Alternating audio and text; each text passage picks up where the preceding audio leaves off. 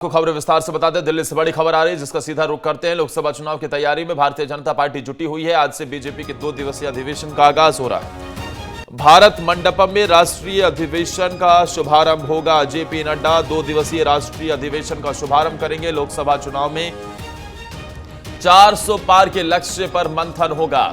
समापन समारोह में पीएम मोदी भी शामिल होंगे। करीब 12,000 कार्यकर्ताओं को पीएम संबोधित करेंगे। बीजेपी शासित राज्यों के मुख्यमंत्री भी शामिल होंगे। सीएम डॉक्टर मोहन यादव और विष्णुदेव साय भी इसमें शामिल होंगे। और इस खबर पर ज्यादा जानकारी के साथ भोपाल से मेरे सहयोगी गौरव सीधा जुड़ गए हैं। गौरव, दिल्ली के भारत मंडपम में भारतीय जनता पार्टी का राष्ट्रीय अधिवेशन, देश भर से 12,000 से ज्यादा कार्यकर्ता शामिल होने जा रहे हैं। एमपी से भी मुख्यमंत्री डॉक्टर मोहन यादव समेत और कौन से बड़े नेता इस राष्ट्रीय अधिवेशन में पहुंचने वाले हैं?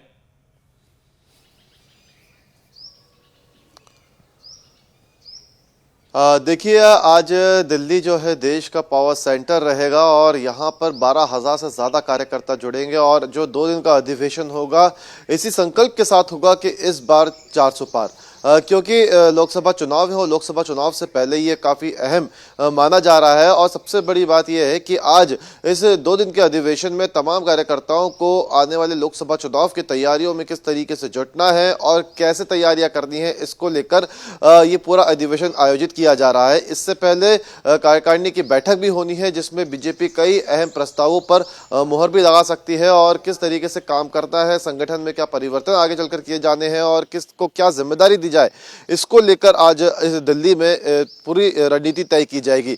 इस बैठक में खुद प्रदेश के मुख्यमंत्री मोहन यादव भी पहुंच रहे हैं, तो साथ ही साथ प्रदेश अध्यक्ष वी.डी. शर्मा के भी पहुंचने के आसार है। तो तमाम जो बीजेपी के बड़े नेता मध्य प्रदेश के हैं वो भी इस अधिवेशन में पहुंचे हैं, क्योंकि इस अधिवेशन में 12,000 से ज्यादा कार्यकर्ता जुट रहे हैं, जिसमें तमाम बीजेपी शासित प्रदेश के मुख्यमंत्री पहुंचेंगे, तमाम केंद्रीय मंत्री रहेंगे, राज्य स्तर के मंत्री रहेंगे और जितने भी अध्यक्ष हैं वो और जितने भी पदाधिकारी हैं मध्य प्रदेश या अन्य राज्यों के, वो सभी इस बैठक में शामिल होंगे।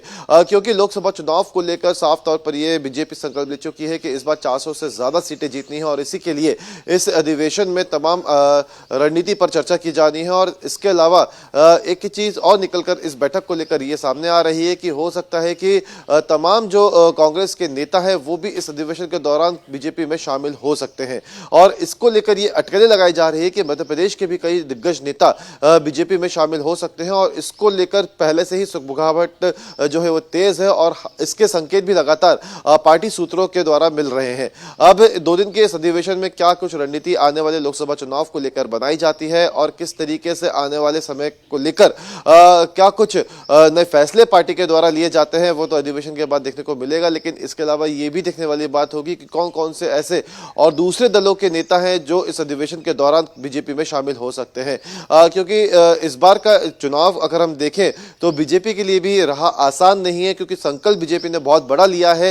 मध्य प्रदेश की बात करें तो मध्य प्रदेश में 29 लोकसभा सीटें हैं। 29 की 29 लोकसभा सीटों को किस तरीके से जीतना है, इसको लेकर भी रणनीति बनाई जाएगी, क्योंकि पहले से ही विधानसभा चुनाव के बाद से ही ये तय किया जा चुका है बीजेपी के द्वारा कि इस बार मध्य प्रदेश में 29 की 29 लोकसभा सीटें जीतनी है। हालांकि 28 सीटें इस बार बीजेपी के पास है, जो एक सीट छिंदवाड़ा की है उसे भी बीजेपी को किसी भी हालत में जीतना है। हालांकि चुनौती छोटी नहीं है, क्योंकि चुनौती ये भी रहेगी बीजेपी के सामने कि जो सीटें बीजेपी के पास इस वक्त हैं वो तो बचानी ही है, लेकिन जो अन्य सीटें हैं वो भी कांग्रेस या अन्य दलों से छीननी है, क्योंकि इस बार जिस तरीके से इंडिया गठबंधन भी पूरी तरह से बीजेपी के खिलाफ लड़ने की बात कर रहा है, तो कहीं ना कहीं अन्य जो मुद्दे इस वक्त देश में हमें देखने को मिल रहे हैं, तो बीजेपी को भी ये बात समझ में आ रही है कि इस बार एक अलग ही तरीके की रणनीति बनाते हुए चुनावी मैदान में उतरना होगा और इसी के लिए ये 2 दिन का अधिवेशन दिल्ली में आयोजित किया जा रहा है। जितने भी नहीं रखा है भारतीय जनता पार्टी ने, लेकिन बीजेपी ऐसे ही टारगेट लेकर चलती है जो बिल्कुल भी आसान ना दिखाई दे। हालांकि उन्हें कई बार हमने देखा है कि अचीव करते हुए भी दिखाई देती है। अच्छा, ये राष्ट्रीय अधिवेशन ऐसे समय पर होने जा रहा है, ऐसे समय पर हो रहा है जब हम देख रहे हैं कि कहीं ना कहीं एनडीए गठबंधन बिखरता हुआ दिखाई दे रहा है। नीतीश कुमार भारतीय जनता पार्टी के साथ एनडीए में शामिल हो चुके हैं। इधर महाराष्ट्र में पूर्व मुख्यमंत्री अशोक चौहान भारतीय जनता पार्टी की सदस्यता ले चुके हैं। इसके अलावा भी गठबंधन से अच्छी खबरें निकलकर सामने नहीं आ रही। ममता बनर्जी उधर अलग रुख अपनाती हुई नजर आ रही है, तो वहीं दूसरी तरफ राहुल गांधी भारत जोड़ो न्याय यात्रा निकाल रहे हैं। इन सब के बीच में बीजेपी का ये राष्ट्रीय अधिवेशन किस तरीके से इंपैक्ट डाल पाएगा, ये देखने वाली बात होगी। क्योंकि गौरव, एक छोटा सवाल का और जवाब, क्योंकि भारतीय जनता पार्टी इस लिहाज से आगे बढ़ रही है कि हर बूथ पर वोट प्रतिशत को 51% करना है और ऐसे में ही ये लक्ष्य हासिल किया जा सकता है।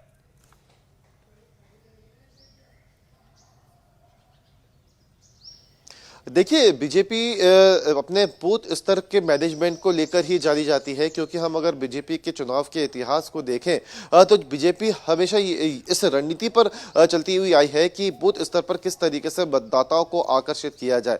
क्योंकि हमने विधानसभा चुनाव में भी जिस तरीके से बीजेपी ने अपनी रणनीति अपनाई थी और वो हमने देखी भी, जिसका नतीजा विधानसभा चुनाव में 163 सीटों का हमें देखने को मिला। बूथ स्तर पर हर कार्यकर्ता अपने अपने क्षेत्र के मतदाताओं के घर जाता है और इस बार दिखाई भी दे रहा है। करते हैं। फिर चाहे गांव चलो अभियान की बात हो या फिर तमाम जो चलाए जा रहे हैं मध्य प्रदेश से लेकर पूरे देश में, जिसके जरिए से बूथ पर पकड़ बनाने की कोशिश है।